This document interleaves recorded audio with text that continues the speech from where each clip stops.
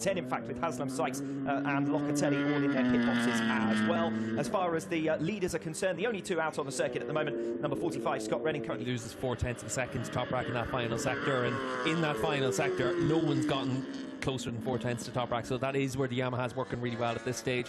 Obviously, you expect it is no surprise that in a section of the track where you really need to brake on the angle, that the Yamaha's just got that bit of extra performance in some of the other bikes out there. So that is where the Yamaha's really strong. We've seen it so far around this track that in the middle sectors it has been a case of the Kawasaki's and the Ducatis having a little bit of an advantage, but that can all change now in the final 10 minutes of the session. Yeah, so it's not sort of a Ducati problem in that last sector, it's more about Top Rack and the way he works with his Yamaha. Yeah, everyone's going to have a bit of a Top Rack problem in that final sector, and you can see for Lowe's making his way out of the pits. He's already put 11 laps under his belt, and that's good to see as well, considering the injuries that he's had over the course of the last few rounds. And hopefully for him it is a case of being back on form and back to closer to full fitness and being able to ride a little bit more uninhibited than he had been in recent rounds. Several riders though waiting a fair while before among them. You'd suggest that riders might perhaps have been expected to really put in as many laps as possible as far as track familiarisation was concerned. Well, I think that's why we saw some longer stints at the start of the session, riders going out doing 8 or 9 laps and then coming into the pits and making some changes to the bikes and then going out for these final 12 minutes. And you'd expect to see everyone stay out all the way through until the end of this session now. Yes, KRT leaving it late to return to the circuit, as we've been saying, but a couple of other riders also out onto track. Andrea Locatelli and Tati Mercado just completing their installation laps.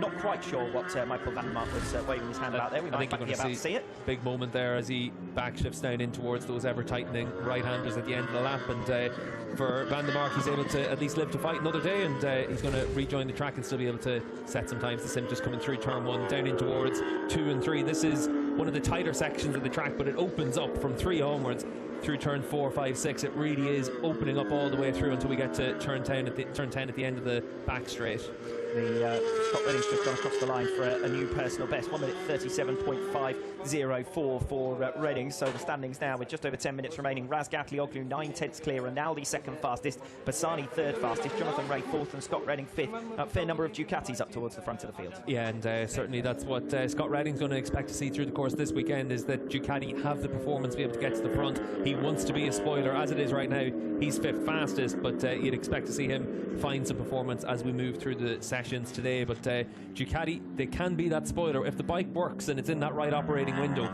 We've seen them so strong all the way through this season. This could be one of those tracks that really does suit it, and the reason for that is we're going to have really high track temperatures. We're at 63 degrees track temperature at this point, and it's only going to get hotter through the rest of the day.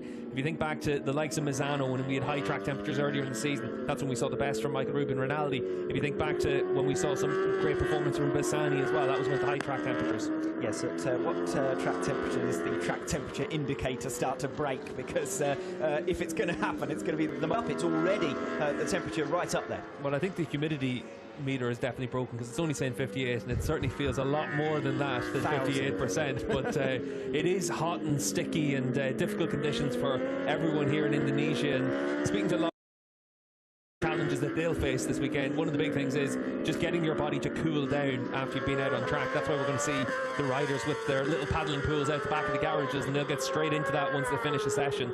Bring down their body temperature, get themselves cool, and start the recovery process, because that's one of the big challenges that you have in World SBK. With 3 races in a weekend, it's really difficult for these riders. Very different challenge to what you have for the likes of MotoGP riders, where you've got, you know, Friday practice, physical train, manhandle the bike over the course of a 21-lap race, that you're going to need to have an awful lot of concentration to avoid making mistakes. And that's one of the big challenges for the riders. Physically, they can deal with that a lot because of how hard they train, and they're all prepared for that physically, but mentally as well, you can't afford to make mistakes. Well, the ones who will struggle with it the most inevitably will be the riders who've been out injured, the riders still recovering from injury. I know Chaz Davies was not fully fit by any stretch of the imagination when he went to Argentina last time out, and was struggling for race fitness as much as anything, having been off the bike clearly through that injury. He might be among the riders perhaps who will struggle.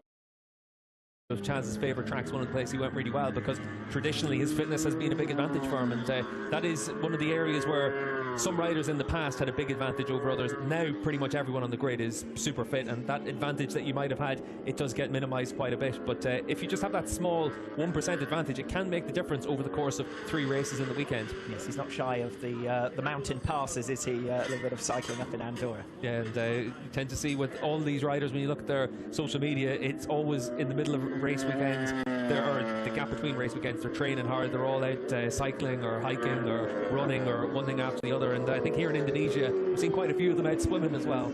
Or just before race weekends if you're Scott Redding, of course. Yeah, and obviously for Scott, that gap between Jerez and Portimao, cycling between the 2 tracks, it was an interesting way to get himself ready, but it worked. He had a great weekend in Portimao. Yes, anyone who'd been criticising him prior to that weekend for the decision to exert himself between 2 rounds quickly had to eat humble pie after a brace of second positions over the course of that weekend. 5 minutes to go, so we're into the final stretch now as far as hot laps are concerned. Top rank Raz Gablion 36.260 at the moment, his top rank time. That's going to be second part. He's just trying to use the place to get us into the